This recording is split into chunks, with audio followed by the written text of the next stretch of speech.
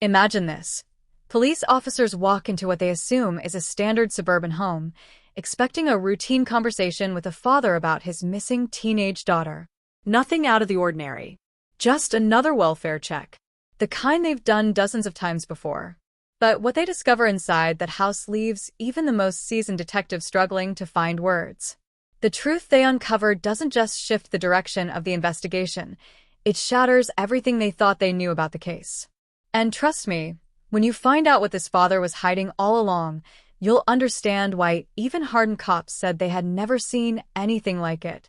This isn't just a story about lies and deception.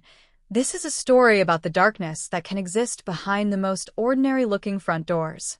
If you're here because you saw the title and needed to know what that disturbing hidden truth really is, you're in the right place.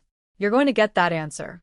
But first, we need to go back, because the road to that chilling discovery is even more twisted than the revelation itself. Let's talk for a moment, not just about this case, but about something deeper. Have you ever wondered how well you really know the people closest to you? A parent, a spouse, a friend? We think we can tell when something's off, right? We like to believe our instincts will alert us.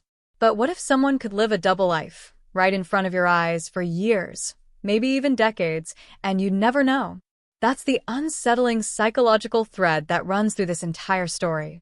It's not just about a crime. It's about betrayal, manipulation, and a father who wore a mask so convincing, even his own children didn't see it slip. And as you watch this unfold, ask yourself, would you have noticed the signs? Because the most haunting part of this case is that the clues were there all along, hidden in plain sight, just like the truth. Now, I want you to stick with me because I promise you this, by the time we reach the end, you'll not only know what really happened, but you'll understand how police pieced it together, step by step, using one master move that cracked the entire case wide open.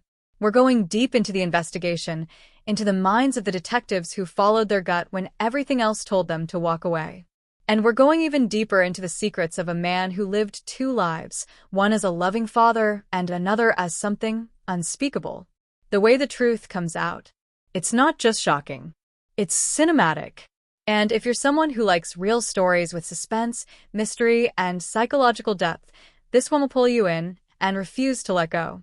Here's what makes this story even more compelling and terrifying. It didn't happen in some distant place you've never heard of. This unfolded in a quiet American town, just like the ones many of you live in. Neighbors described him as kind, soft-spoken, always out mowing his lawn or playing with his kids. A man who never raised his voice. The kind of father who'd show up to school functions, volunteer for the PTA, and tell every new neighbor, if you need anything, just knock. But inside that house, behind closed doors, there were secrets, and not the kind most families keep. These secrets were buried so deep, so well protected, that it took a near accident for the facade to crack. And once it did, it was like pulling a thread. Everything began to unravel, one horrifying detail at a time. We'll get into who this man really was.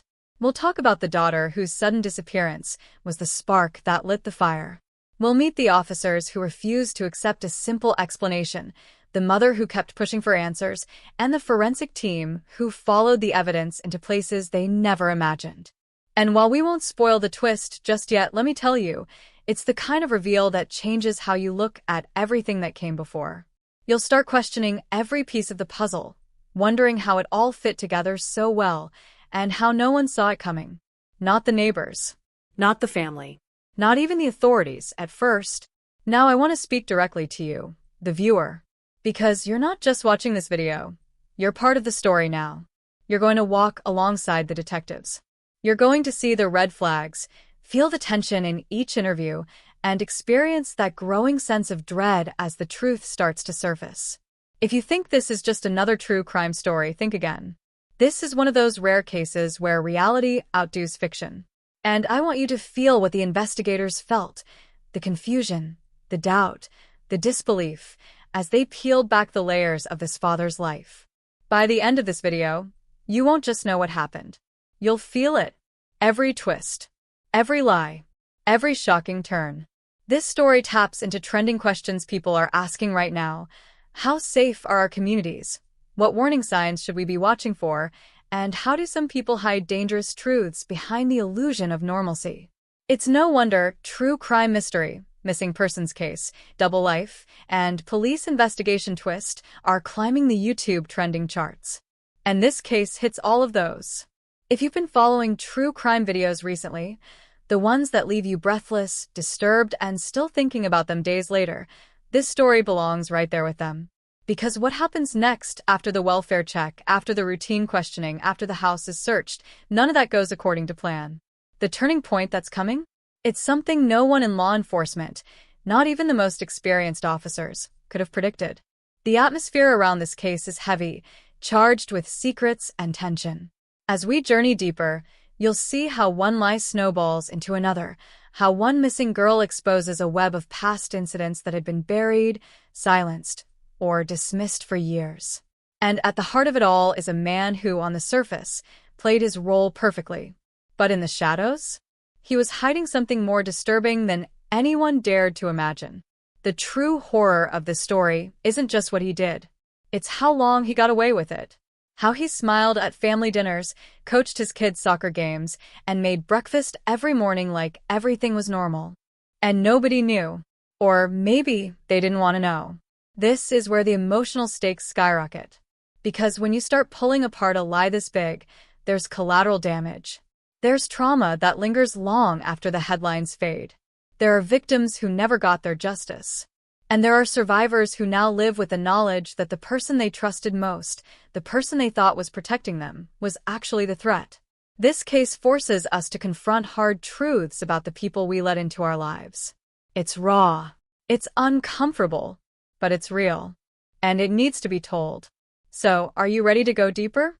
Are you prepared to follow the breadcrumbs that lead to a truth so twisted it made officers question their own instincts? Because the next part of this story, the moment when police made a chilling discovery in the father's basement, is where everything changes.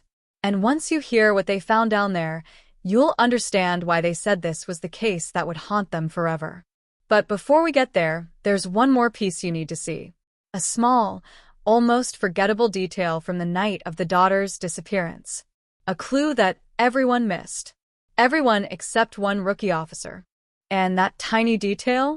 It's what ultimately exposes the father's disturbing hidden truth. Stick with me because that moment is coming next. And once you hear it, you'll never forget it. Just days before his daughter went missing, Thomas Keller seemed like any other father navigating the busy routines of suburban life. A middle-aged man with a modest but stable job in IT support, Thomas had built a reputation as a reliable guy, dependable at work, quiet but friendly in the neighborhood, and consistently present at his children's school events. He volunteered at community functions, helped organize a recent neighborhood safety initiative, and was often seen jogging early in the mornings, waving politely to neighbors he passed. To those around him, he was a textbook example of the good dad. But sometimes, the most carefully constructed facades are hiding the deepest cracks. In the weeks leading up to his daughter Emily's disappearance, there were subtle shifts, changes that, in hindsight, seemed like warning signs.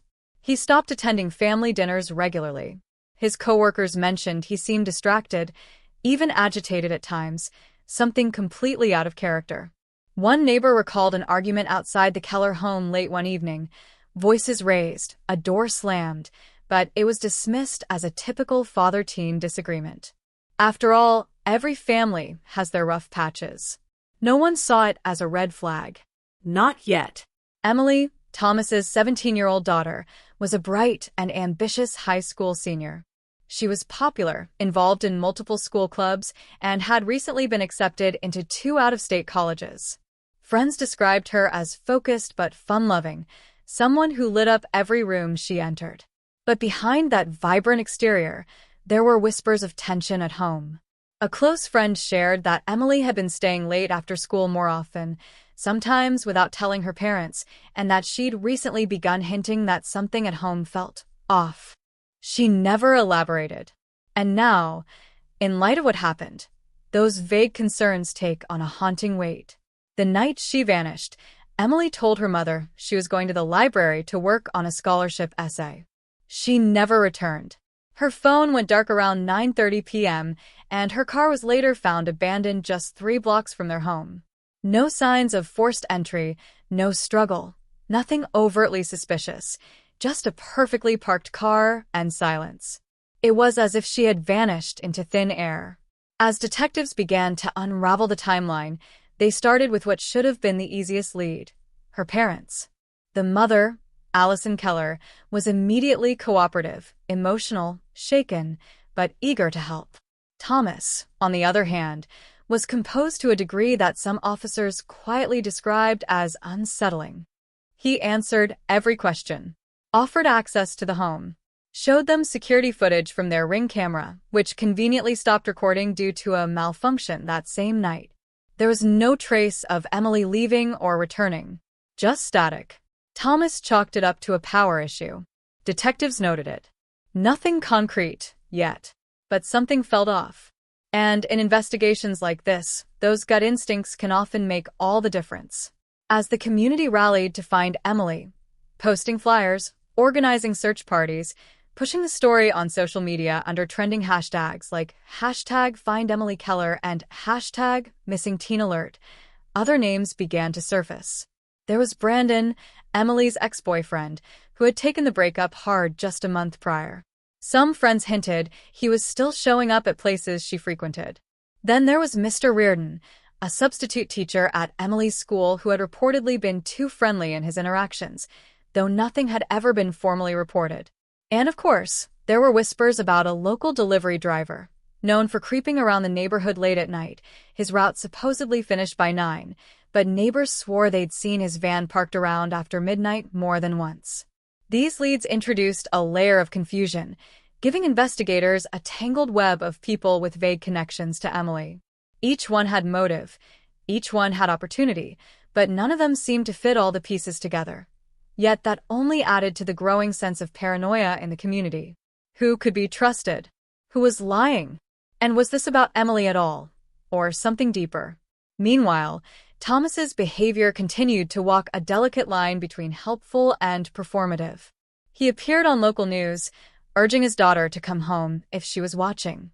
But behind the scenes, his cooperation was becoming increasingly inconsistent. He canceled a second interview with detectives last minute.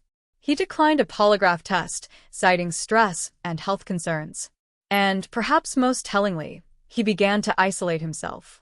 He stopped showing up at work, stopped returning calls from family. At first, people chalked it up to grief. But for the officers piecing together this puzzle, his emotional distance felt like something else entirely. Not grief, but control. As if he was trying to manage the investigation from the inside. Adding to the complexity was Emily's younger brother, Tyler, who had quietly confided in a school counselor that his sister had been scared lately. When asked what she was scared of, Tyler reportedly went silent. Wouldn't say a word. Later, when questioned again in the presence of both parents, he said nothing happened and that Emily had been acting normal. But the change in tone was impossible to ignore. Investigators wondered, was he protecting someone? Or had someone coached him on what to say?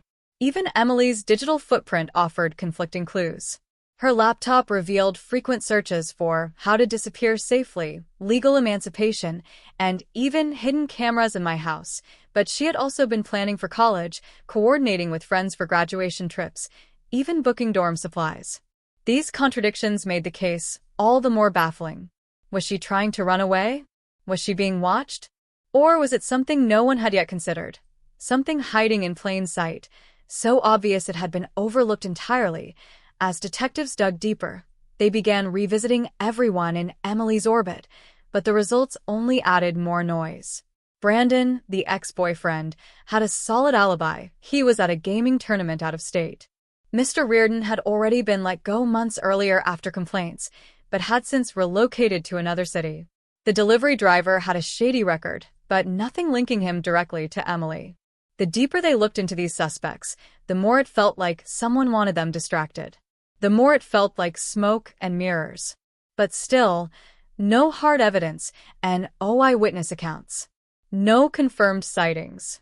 The investigation felt like it was circling a drain until one sharp-eyed rookie officer, reviewing old footage from the neighborhood's community security cams, spotted something small. Insignificant, at first glance. A light in the basement window of the Keller house. It blinked on at exactly 2:13 a.m., hours after Thomas claimed he had gone to bed. Just a flicker, then darkness again. Most would have missed it. But it raised one chilling question. What was happening in the Keller basement in the dead of night? That single frame, one blip of light in a sea of darkness, would lead to a chain of discoveries that would shake the entire case. Because what they found down there wasn't just disturbing. It was something that would force them to rethink everything they thought they knew about Thomas Keller and Emily. Something that would redefine the very nature of the investigation and turn a missing persons case into a full-blown criminal probe. And that's where things really begin to spiral. Just when detectives thought they were finally gaining momentum in Emily Keller's case, everything started to slip through their fingers. The lead investigator, Detective Sarah Mendez, had pushed for a quiet overnight surveillance of the Keller property, suspecting Thomas was hiding something in the basement. It was the only area of the home that hadn't been fully searched due to Thomas's insistence on privacy and concerns about his family's emotional well-being. A judge had initially denied the warrant, citing lack of probable cause. But that tiny flicker of light, just seconds long, was enough to convince the team to push again. When they finally secured a warrant and arrived at the Keller home with a forensics unit, they were stunned to find the basement completely empty. Not just clean, empty. Shelving units stripped bare, floor freshly scrubbed, and a faint chemical odor still lingering in the air. Whatever had been down there was gone. No explanation, no trace. Thomas stood calmly at the top of the stairs, arms crossed, expression unreadable. "I told you," he said. "There's nothing down there." The eerie emptiness raised far more questions than answers. How had he managed to clear out the entire basement in such a short time without anyone noticing? What was he trying to hide? And more importantly, where did it all go? Officers searched the backyard, the garage, even the attic, but found nothing unusual. Surveillance footage from nearby homes had been conveniently corrupted, and the one neighbor who might have seen something suddenly refused to talk. Her sudden silence wasn't just alarming, it felt orchestrated. When approached again, she simply said, "I've said too much already," and shut the door. It was as if someone had gotten to her. And that was the first real sign that this case wasn't just about a missing girl, it was about something much bigger, much darker. Someone wanted the investigation shut down, and they were willing to go to great lengths to make that happen. The next blow came less than 24 hours later. A flash drive containing critical footage from the night Emily disappeared, footage recovered from a nearby gas station, vanished from the evidence locker. No one signed it out. No one could trace it. Security footage from inside the department mysteriously skipped over the hours in question, showing nothing but static. It was as if someone on the inside was pulling strings, sabotaging the case. The discovery sent a wave of panic through the precinct. Was there a mole? And if so, who? Suddenly, every officer and every analyst was a potential suspect. Even Detective Mendez found herself doubting her closest colleagues. One of her partners, Detective Halvorsen, had known Thomas Keller casually for years. They'd attended the same church. Their kids had played together on a local soccer team. Halvorsen had vouched for Thomas early on, saying he couldn't possibly be involved. But now? That blind faith was starting to look suspicious. Had he been trying to steer the investigation away from his friend? Or was he just another pawn in a much larger game? Digging deeper, Mendez uncovered something even more unsettling, a sealed juvenile record from Thomas's past.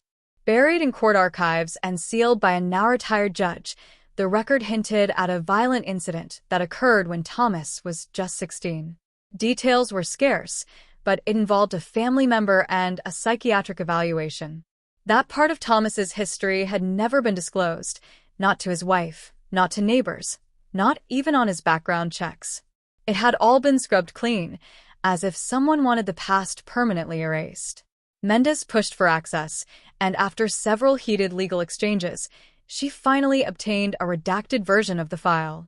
What she read chilled her to the core. Thomas had once been institutionalized for 6 months following the disappearance of his younger cousin, a case that was eventually ruled accidental, despite conflicting witness statements. That cousin was never found, and Thomas had never been formally charged. The pattern, the eerie similarities, was too much to ignore. Meanwhile, Allison Keller, the mother, began behaving strangely as well. She had been cooperative from the start, but now she seemed distant, anxious, as if constantly on edge. One night, she showed up at the precinct unannounced, demanding to speak with Mendez privately. Behind closed doors, she said something that changed everything. "You're looking in the wrong direction," she whispered. Thomas didn't do this alone. Before Mendez could press for more, Allison backed down, retracting the statement and insisting she was just confused, overwhelmed, not thinking straight. But the damage was done. That one cryptic line introduced a terrifying new possibility.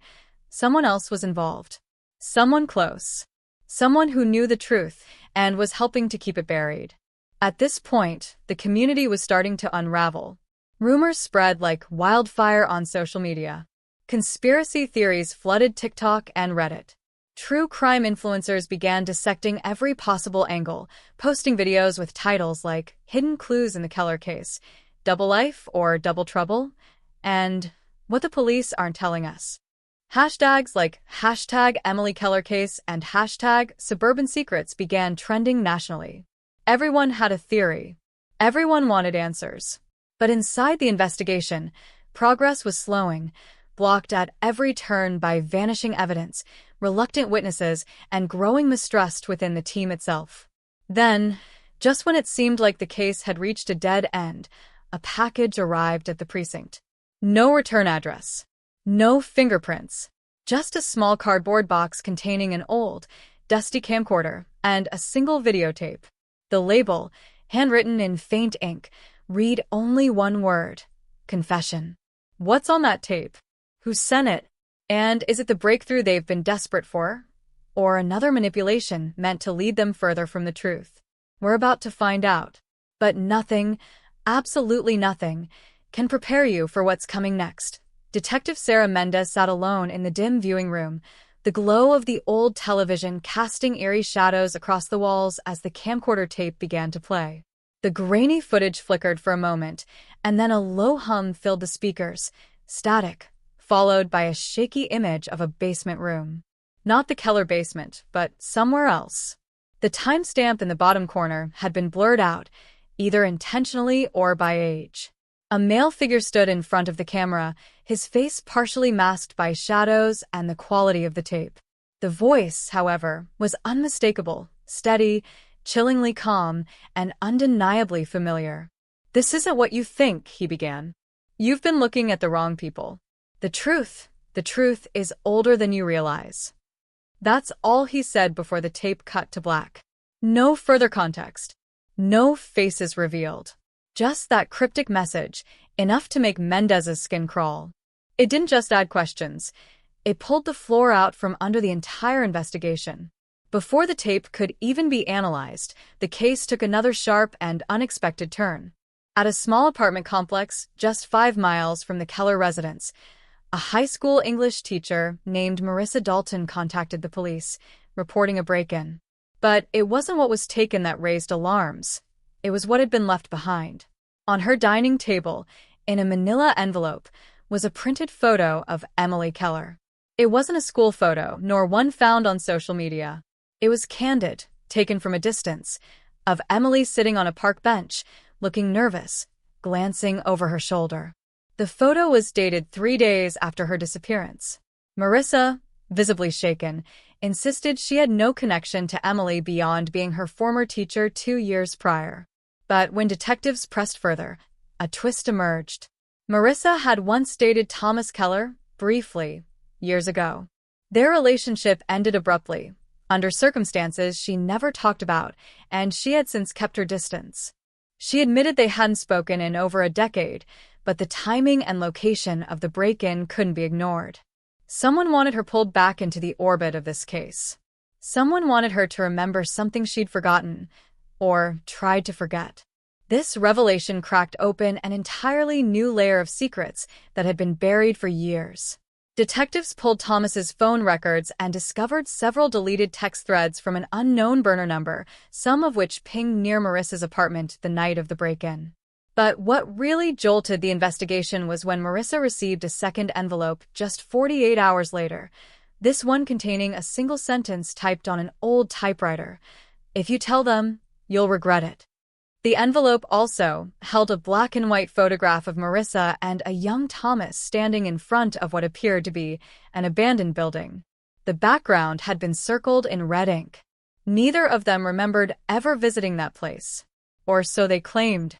But the photo was real, and its existence suggested a shared history neither of them had fully acknowledged, one that someone, somewhere, didn't want resurfaced.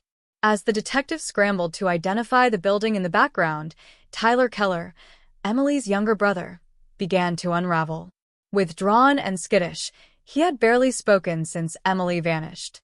But now, he started drawing disturbing images in his notebooks, repeating patterns of a house with boarded windows, a shadowy figure in the basement, and always a pair of glowing red eyes. At first, it was dismissed as stress-related trauma. But then Mendez discovered something disturbing. Tyler's drawings matched the interior of a long-abandoned property located on the outskirts of town, an old farm that had been condemned after a series of unsolved incidents decades earlier.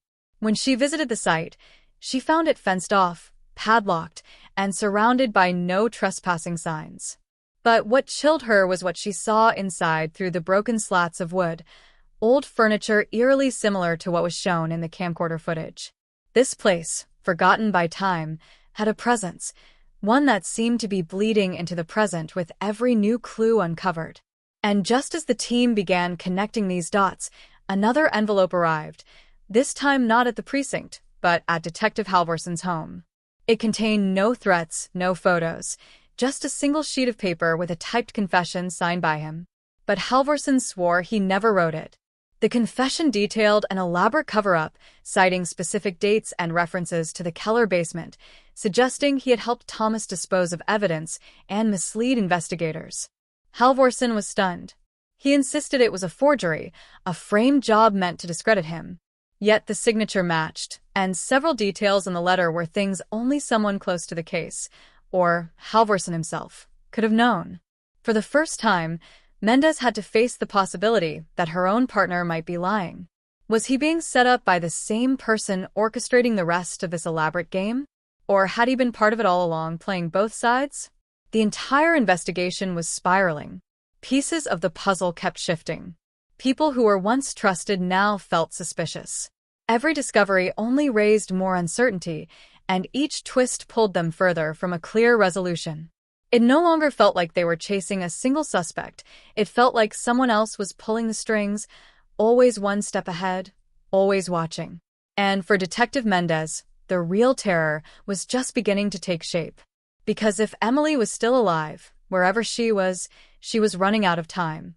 And if she wasn't, then whoever was doing this was playing a game far more twisted than anyone had imagined. But just when Mendez thought she had her bearings, a final package arrived. No name, no fingerprints. Inside was a child's drawing, stained and torn, with just 4 words scrawled across the bottom. "She's not the only one." And in the corner, a date, marked 2 weeks from today. Something else is coming. Something worse. The days following the arrival of the child's drawing were the darkest Detective Sarah Mendez had ever experienced in her career. It wasn't just the message itself, "She's not the only one," that unsettled her. It was the way it was delivered, with no traceable source, no fingerprints, no postmark, not even a camera that could explain how it ended up on her locked office desk in the middle of a secure precinct. The date written in the corner loomed like a countdown clock she couldn't shut off in her head, and as it approached, so did the pressure, twisting tighter around her like a vice. For the first time, Mendez felt something unfamiliar in her chest, not just suspicion or anxiety, but something colder. A realization she tried to push away but could no longer ignore. She was being watched. At first, it was just a feeling, that creeping awareness when you're alone in a parking lot and hear footsteps you can't place. But then it became more specific, more intentional. The same black SUV sat idle across the street from her apartment 3 nights in a row. A man in a hoodie always stood just out of reach in her rearview mirror when she drove home from late-night interviews. Her phone battery drained faster than it ever had. Her computer browser kept logging out of her secure portals, and once, after leaving her laptop open at home, she returned to find a message typed on a blank document. "Stop digging, or you'll be next." The growing certainty that she was being surveilled began to eat away at her sense of control. She triple-checked her locks, scanned every car behind her, even changed her routine grocery store just to see if she was followed, and each time, she caught a glimpse of the same nondescript figure, the same slow-moving vehicle, always a few steps behind, but never far enough to forget. The breaking point came when she called her younger sister, Daniela, just to talk, something normal, grounding. Daniela was a school nurse in a quiet town 2 hours away, far removed from the chaos of the Keller case. They hadn't spoken much lately, mostly because Mendez didn't want to drag her into this storm. But she needed a familiar voice. When the call went to voicemail, she thought nothing of it. But after 2 more attempts, then texts, then an email, she felt the pit in her stomach harden. She drove out that night, telling no one, not even dispatch, just to be sure. Daniela's apartment door was locked, lights off, her car still in the lot. But when Mendez forced entry using the spare key her sister had given her years ago, Mendez stood frozen, heart pounding in her ears, as a million possibilities flooded her mind. Kidnapping, witness protection, or something even more sinister. She called in a missing persons report on the spot, masking her voice to keep it professional, but her hands were trembling. This wasn't a coincidence. Her sister had nothing to do with the Keller case. She wasn't a part of this investigation, which meant whoever was behind this, whatever this was targeting Mendez personally now. They knew where she lived, who she cared about, and they were making a statement loud and clear. No one was off limits. As she stood in that quiet apartment, surrounded by the eerie stillness of a life abruptly paused, her breath caught as she noticed something new. On the kitchen counter sat a white envelope. Her name, Sarah, typed on the front. Inside was a single Polaroid photo. Her sister, bound and blindfolded, sitting in a room with concrete walls. Behind her, barely visible, was a symbol drawn on the wall in chalk, one Mendez had seen before, in the background of the camcorder footage. It wasn't just a location, it was a message. But Mendez had made up her mind. Even if she had to go rogue, even if it meant risking her sister, her career, her life, she wasn't going to stop. Because there was something evil hiding in plain sight. And it wasn't just stalking her anymore. It was waiting for her to find IT. IT happened just after midnight, when everything was quiet enough for the wrong kind of truth to slip through the cracks. Detective Sarah Mendez sat in her car outside the precinct, fingers clenched tight around the wheel, replaying every moment of the last 2 weeks, every clue, every face, every word that had either moved her closer to the truth or shoved her further into confusion. Her sister was still missing. The department had turned cold toward her, and the date written on the child's drawing was only 2 days away now. She knew something was coming. Something big. But she couldn't have imagined how far off track she really was. Because just then, a knock on her car window shattered the stillness. She flinched, heart pounding, and turned to find someone she hadn't seen in over a decade. Elias Vance, a retired detective who had once mentored her and who'd vanished from the force after a quiet scandal no one dared talk about.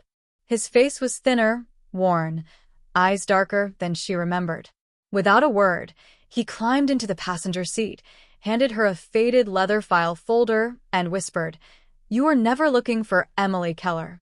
You were looking for the wrong girl the whole time."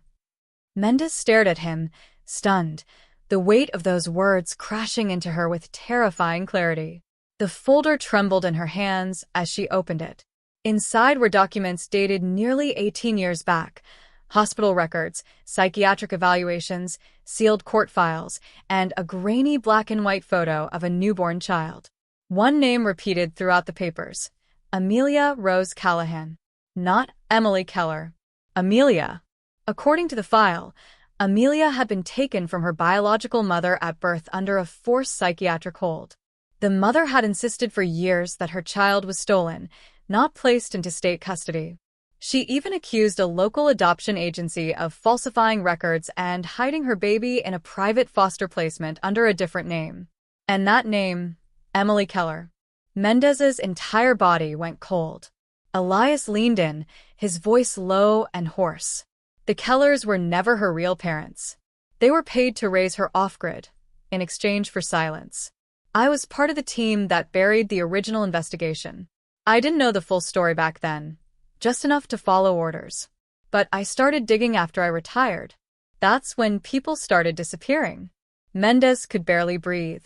Everything she had believed about this case, about Emily's kidnapping, about the Keller family's twisted secrets, it was all based on a lie. Emily had never been missing. She had been trying to escape. And someone with serious power, wanted to make sure she was never found. But that wasn't even the worst part. Inside the folder was a small cassette tape, marked with a red sticker. Vance nodded toward her glove compartment. "Play it. It'll explain the rest." Her hands shaking, Mendez popped the tape into the old player she barely remembered existed in her car. The audio crackled, then a voice began speaking, familiar, chilling, unmistakable. It was Halvorsen, her partner. "Calm. Collected. Too calm. "If you're hearing this," he said, "then I've already been compromised. You were never supposed to get this far, Sarah. I tried to steer you away, tried to keep you from ending up like the others. But I couldn't hold it together. They have my daughter. They said if I didn't help control the investigation, she'd vanish like the rest. You were never meant to find out who Emily really is. Because if you did, you'd blow open a system that's been running beneath this town for over 20 years. The tape cut off abruptly, leaving a ringing silence in the car that felt louder than any siren. Mendez's world tilted. Halvorsen hadn't betrayed her out of greed or power. He was just another pawn, another victim of the same shadow network she had unknowingly stumbled into. And that meant the enemy wasn't just one person. It wasn't Thomas Keller. It wasn't Marissa Dalton. It wasn't even Halvorsen. It was something deeper. A network. A buried system of child laundering, identity erasure, and psychological experimentation that had been running undetected for decades, protected by officials, medical institutions, and law enforcement. Every disappearance wasn't a crime of passion. It was part of a pattern, a program. Amelia, had learned the truth, and when she tried to run, they triggered the response they'd been trained to use: erase her again. And that symbol on the wall? The one in the camcorder footage, in the Polaroid behind Mendez's sister? Elias had finally identified it. It wasn't a gang sign. It wasn't a cult. It was the logo of a now-defunct private medical institute in upstate New York, a place that specialized in behavioral research and therapeutic rehabilitation for minors. Shut down after a lawsuit no one ever saw the outcome of. The people running it had scattered, changed names, disappeared into new identities. But their work? It didn't stop. It just went underground. Suddenly, Mendez understood why her sister had been taken. Daniela had worked as a nurse at a school where one of the children recently placed in her care was exhibiting signs of trauma, drawings, night terrors, memory gaps. Signs identical to what Emily's early records had shown. Daniela had flagged the symptoms, filed a report, and just like that, she'd drawn the wrong kind of attention. She'd gotten too close to a system designed to hide itself in plain sight. Now, nothing felt safe. No lead felt solid. The ground beneath her was quicksand, and she was sinking faster with each revelation. But one thing had changed. She finally knew what she was fighting. And somewhere, hidden within the silence of the tapes, the layers of fake names and the forged identities, was a truth darker than anything she had ever imagined. And the date on that drawing, the one circled in red, just one day away, suddenly felt like more than a threat. She found the place in perfect order. Too perfect. No mess, no signs of life, no dishes in the sink or laundry waiting in the hamper. And on the kitchen table, neatly stacked, was her sister's phone, wallet, and car keys. Nothing was missing except Daniela herself. It felt like a deadline. By the time the sun rose the next morning, Detective Sarah Mendez had barely slept, but the storm inside her mind made rest impossible anyway. The cassette tape, the documents, Elias's unexpected return, it all replayed in a relentless loop, clashing with every memory, every moment she had trusted the system that now seemed designed to betray her. She sat alone in her apartment, the blinds drawn, her phone off, the silence pressing down like a weight on her chest. The world outside moved on like nothing had changed, but inside, she was spiraling because the clock was ticking. One day. That was all she had left.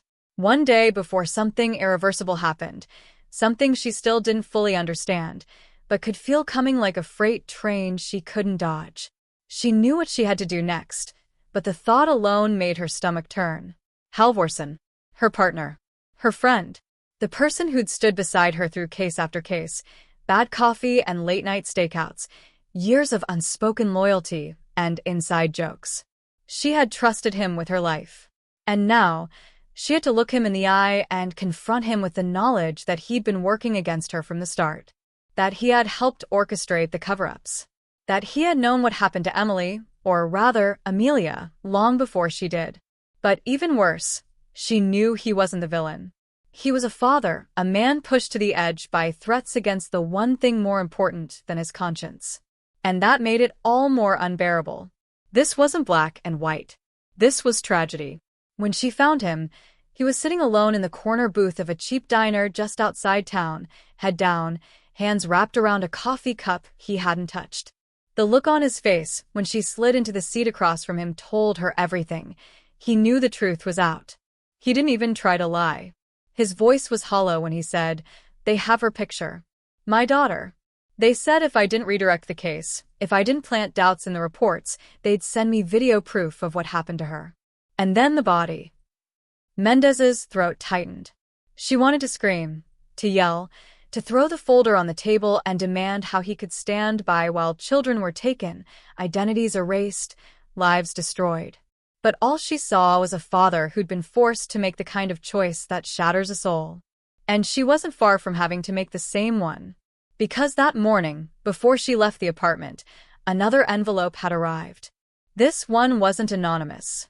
It was hand-delivered by a woman in a gray coat with no name tag, no badge, just a chilling calmness that made Mendez's blood run cold.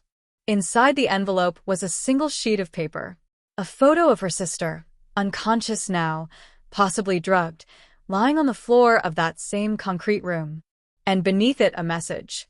"You can end this. Give us the file. Walk away. She lives." That was it. No return address. No contact instructions. Just an ultimatum. It was the choice that ripped everything apart. Protect her sister and abandon the truth, or push forward and risk losing the only family she had left. She sat across from Halvorsen, realizing the cruel irony. He had chosen his daughter, even if it meant playing puppet to something monstrous. And now it was her turn. The system that had trained her to value justice, to chase truth at all costs, was asking her to betray everything she stood for. Because this was no longer a case, it was war, and the rules were being written by ghosts who had erased every trace of their existence. The emotional weight pressed down like a 1,000-pound chain. She thought of the victims. Of Amelia, forced to live as someone she wasn't, hunted for discovering the truth about her own past. Of her sister, brave and kind, caught in the crosshairs for noticing too much. Of the parents who believed their missing children had simply vanished, never knowing there was a system designed to make them disappear. And now, as she stared at the man she'd once trusted more than anyone, Mendez realized she could no longer rely on anyone, not the precinct, not the system, not even the people who once stood beside her in the line of fire. She had the file, the original records, the sealed transcripts, the taped confession, enough to take the entire network down, if she could find the right place to leak it without it vanishing or being buried again. But if she did that, if she exposed them now, they would retaliate. She could already see the outcome. Daniela's body dumped in a ditch somewhere with a warning taped to her chest. The message would be clear. You don't get to rewrite our story. And yet, walking away meant allowing the nightmare to continue. More children lost. More families broken. More lives erased. So the question echoed in her head like a siren she couldn't turn off. How far was she willing to go for the truth? But before she could even begin to answer it, her phone, turned off since the night before, lit up in the corner of the booth. Unknown number. She stared at it for a second before answering, expecting more threats, more games. But what she heard instead flipped everything she thought she knew upside down. Detective Mendez? The voice was female, shaken. You don't know me, but I think I was one of them. And I think I know where they're keeping your sister. Then the line went dead. The phone call was over in seconds, but the words rang in Mendez's ears like an air raid siren. I think I was one of them. Her fingers trembled as she dialed the number back, again and again, but it went straight to voicemail. No message. No location. Just that voice, young and fractured, like someone who had been holding onto a secret for too long and finally let it slip. Mendez didn't waste another minute. She grabbed the folder, her gun, the recorder, and the only photo she had left of her sister. She didn't know where she was going yet, but she knew she couldn't go alone. She needed help, someone who could work outside the system. Someone she could trust with the truth. Someone like Elias. But Elias Vance was gone. When she arrived at his safe house tucked behind a forgotten stretch of woods, the door was swinging open, lights still on, coffee still warm on the table. But the man himself? Nowhere in sight. The only sign he'd ever been there was a single blood smear on the doorknob and a broken flash drive shattered on the floor. The room was quiet, undisturbed, like whoever had taken him knew exactly what they were doing. Mendez stood in the doorway, her pulse a steady drumbeat in her ears, and for the first time since this nightmare began, she truly felt alone. Until she saw the envelope. It was tucked inside the microwave, taped behind a packet of instant oatmeal. Her name written across it in Elias's handwriting, barely legible. Inside, a single photograph, a group shot, dated 1997. A charity gala.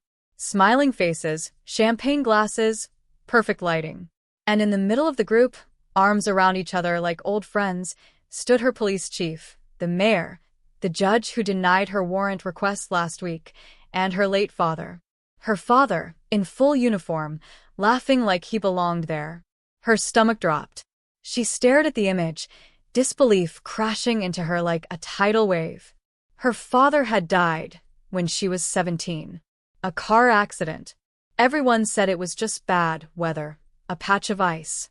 But she had never seen this side of him. Never knew he had ties to any of these men. The photograph made it clear. This wasn't just about Emily, or even her sister. This was about a multi-decade operation built on silence, secrets, and power passed from one generation to the next. And the worst part? The people behind it weren't hiding in the shadows. They were sitting behind desks, wearing badges, running campaigns about protecting children while they sold their futures behind closed doors. It wasn't just a ring, it was an institution. Mendez's breath caught as she finally understood. This wasn't a string of isolated disappearances or a rogue network of traffickers. This was systemic, funded, protected. From the foster system to mental health institutions, court records to identity databases, every place that should have saved these kids had been turned into a smokescreen. And she had been working inside of it the whole time, oblivious to the rot that festered just beneath the surface. But it didn't stop there. She went back to her apartment only to find her door kicked open. Drawers ransacked. Laptop gone. Files shredded. Her notes torn apart and scattered like confetti. But they missed one thing, her backup. An old recorder she kept hidden inside a wall vent, one she'd used when she was still on patrol, training herself to catch subtle details during interrogations. She plugged it in, expecting old static. Instead, she found a fresh recording, dated 3 hours earlier. It was Halvorsen. She heard him arguing, his voice strained, scared. I told you, she's too close. We're not going to scare her off. She's got the damn files. Another voice answered, low and cold. Then it's time we remind her what she stands to lose. If she won't make the trade, she doesn't get a second chance. Her blood ran cold. Halvorsen was still involved, but he wasn't in control. And now she realized neither was she. The system was closing in. That evening, she met with the one reporter who had kept calling her back, Layla Quinn, an independent investigative journalist who had been blackballed by major outlets after exposing a corruption ring tied to pharmaceutical testing on underage patients. Quinn didn't ask questions. She just listened, recorder off, eyes locked on Mendez with a look of grim recognition. "You're not the first cop to come to me," she finally said. "But you might be the last who gets to do it alive." Mendez handed her the folder. Everything Elias had left behind. And for the first time in weeks, she allowed herself a flicker of hope. If she couldn't take the network down from the inside, maybe the truth could still come out from the outside. Maybe. But just as Quinn stood to leave, her phone buzzed. One text. No words. Just a photo. Mendez's sister. Eyes open now. Terrified. A black bag tied over her mouth. The background looked like a warehouse. Exposed beams and hanging lights, the kind used in abandoned train yards. And beneath it, the final threat, midnight. Come alone, or she disappears like the rest. That was it. This wasn't just about uncovering the truth anymore. Now, it was about surviving it. The drive to the abandoned train yard was a blur of headlights and desperation. Detective Sarah Mendez gripped the wheel with white knuckles, her heart pounding so hard it felt like it might break her ribs. Midnight was less than an hour away, and she had no backup. No phone. No wire. No guarantee that she'd walk out of there alive. The warehouse loomed in the distance like a rusted-out monster, its jagged metal frame silhouetted against the cold glow of the moon. Every instinct screamed at her to turn back, to call in reinforcements, to wait for daylight. But this wasn't about following protocol anymore. This was personal. They had her sister. And for the first time in her career, justice had to come second to blood. She parked a quarter-mile away, slipping through the overgrown fence with nothing but her flashlight, her sidearm, and a hidden recorder tucked inside her coat. The moment she stepped inside the warehouse, the air shifted. It was too quiet, the kind of silence that felt staged. She moved cautiously, every step echoing across the concrete floor, her eyes scanning for movement. Then, a voice cut through the dark, calm and familiar. "You should have taken the deal, Sarah." She turned toward the sound and found herself face to face with Chief Nolan, her mentor, the man who pinned her badge on the day she made detective. He stepped out from behind a column like he'd been waiting there all night, his suit immaculate, not a trace of fear in his eyes. Behind him stood two men, one holding a knife, the other a taser. And between them, bruised, gagged, but alive, was Daniela. Her eyes locked onto Sarah's, wide with terror, silently pleading. Mendez raised her weapon slowly. "Let her go, Nolan. It's over. I have everything. The files. The tapes. The photographs. You're done." But Nolan didn't flinch. He stepped closer, his voice low and chilling. "You think this ends with me? You think uploading a few files changes anything? The people behind this, judges, senators, billionaires, they don't care what you expose. They've buried worse. What you have is a footnote. And if you pull that trigger, all you'll get is a funeral." He gestured to the man beside him. "But you can still walk away. Trade the files. Take your sister. Start over. Forget this ever happened. It's what your father did. It's what Halvorsen did. Hell, it's what everyone does when they realize how deep this goes." The mention of her father hit her like a gut punch. For years, she had believed he was a hero, a man who died protecting people. But now, the truth unraveled in front of her. He had been a part of it.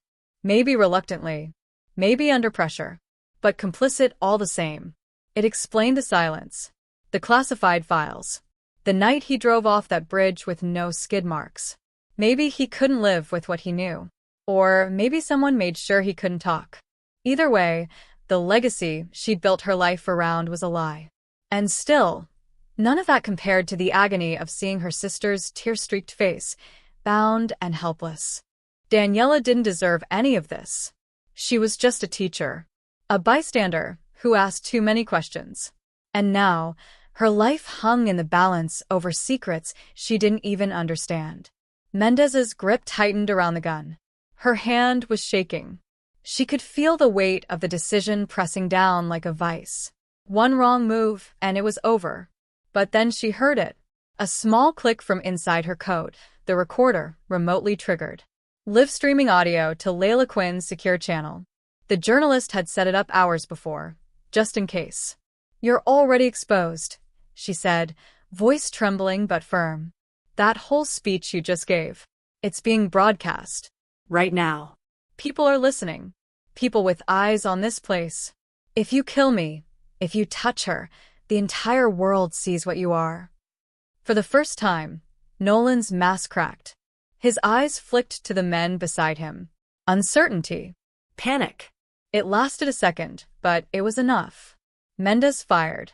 The shot echoed through the warehouse, hitting the man with the taser square in the shoulder. He collapsed, dropping the device. In the chaos, Daniela scrambled free, kicking the other man hard enough to knock the knife from his hand. Nolan lunged, trying to grab Mendez, but she turned and drove her elbow into his ribs, sending him staggering back into a stack of crates that collapsed with a deafening crash.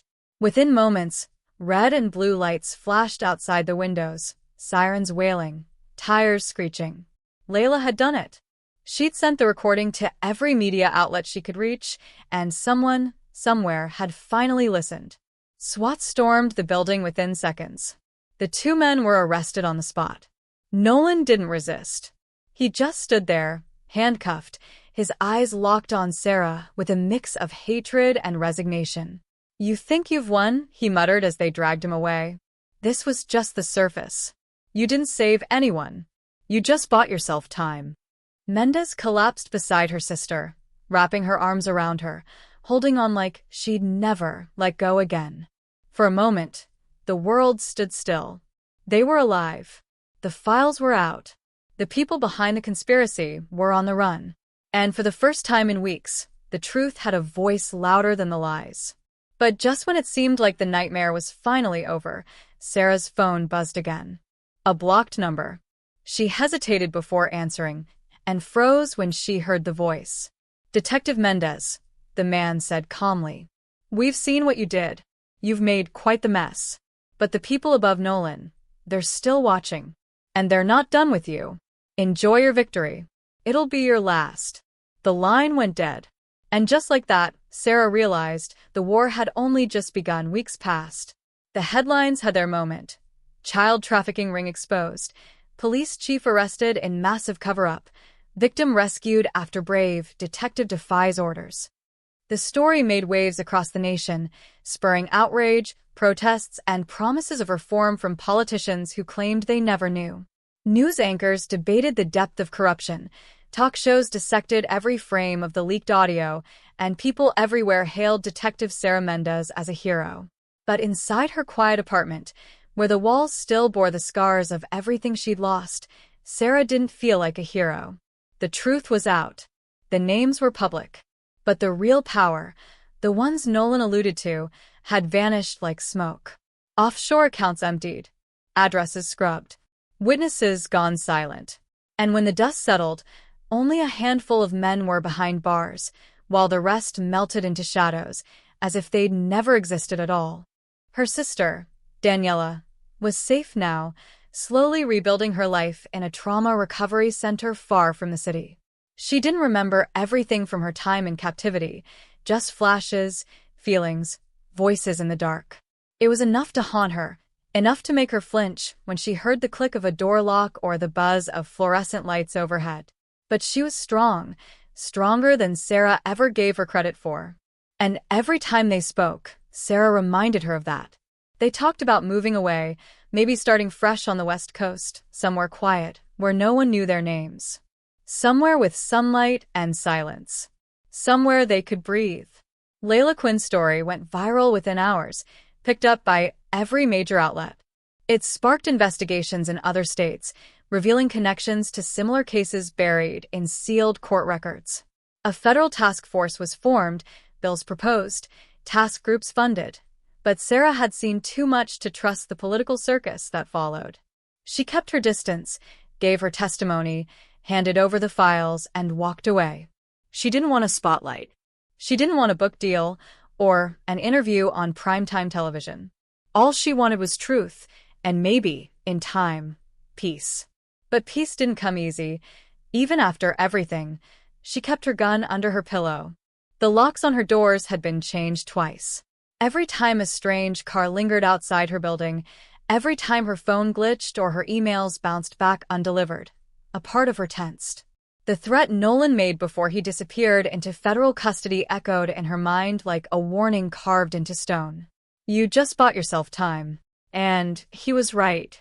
Because the system that allowed monsters like him to operate wasn't dismantled in one night. It was still alive, just deeper now, more cautious, more ruthless. The victory was real, but it was just one battle in a war that stretched across decades, borders, and bloodlines. One morning, Sarah received an envelope in the mail. No return address. Just her name, typed in bold letters. Inside, a single sheet of paper, a list of names and dates. Victims, all of them, tied to cases dismissed for lack of evidence, their files long since sealed. At the bottom, one name caught her breath, Elias Vance. Listed as deceased, but beside it, in neat handwriting, were 3 words. They were wrong. Attached to the paper was a thumb drive, encrypted, and next to it a hotel keycard. She stared at it for a long time, her coffee turning cold in her hand. There was a choice now. She could take that card, plug in the drive, and dive into the next chapter of a story that never truly ended. Or she could burn it all, walk away, and leave the rest of the truth buried for someone else to find. But Sarah Mendez didn't become a detective to run. And no matter how deep the rot went, she had already proven one thing. They could be exposed. They could bleed. They could fall. So that night, just after sunset, she packed a bag, locked her door, and walked out without looking back. The camera across the street flickered as she passed. A low hum buzzed in her earpiece from a new device she never stopped wearing. The sky above was dark, but she felt a spark of clarity, something close to purpose, returning to her chest. Because this wasn't just her fight anymore, it never had been. And somewhere out there, the rest of the truth waited. Weeks passed. The headlines had their moment. Child trafficking ring exposed. Police chief arrested in massive cover-up. Victim rescued after brave detective defies orders. The story made waves across the nation, spurring outrage, protests, and promises of reform from politicians who claimed they never knew. News anchors debated the depth of corruption, talk shows dissected every frame of the leaked audio, and people everywhere hailed Detective Sarah Mendez as a hero. But inside her quiet apartment, where the walls still bore the scars of everything she'd lost, Sarah didn't feel like a hero. The truth was out. The names were public.